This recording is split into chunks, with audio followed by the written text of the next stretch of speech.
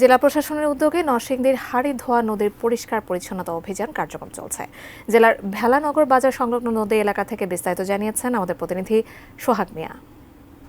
দখল আর দূষণে বিলুপ্তির পথে ছিল নরসিংদীর এই হাড়িধোয়া নদী।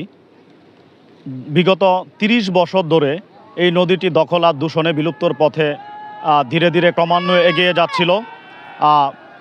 বিগত অনেক জেলা প্রশাসক এসেছেন, পরিবেশ অধিদপ্তরের কর্মকর্তারা এসেছেন, তারা পরিদর্শন করেছেন, ঘুরে দেখেছেন, উদ্যোগ নেওয়ার কথাও আমাদেরকে জানিয়েছেন, কিন্তু সেইভাবে চোখে পড়ার মতো কোনো উদ্যোগ এখনও পর্যন্ত নেওয়া হয়নি। আমরা এখানকার জেলা প্রশাসকের সাথে কথা বলেছি, তিনি আমাদেরকে যেমনটি জানিয়েছেন যে নদীমাতৃক এই দেশ, নদীকে রক্ষা করা আমাদের একটা নৈতিক দায়িত্ব। সেই জায়গা থেকে এবং নরসিংদীর মানুষের দীর্ঘদিনের দাবিকে সমর্থন জানিয়ে, সম্মান জানিয়ে জনাব রাশেদ হোসেন চৌধুরী এই উদ্যোগটি নিয়েছেন। আমি এই মুহূর্তে রয়েছি নরসিংদীর ভেলানগর বাজার সংলগ্ন হাড়িধোয়া নদীর পাড়ে।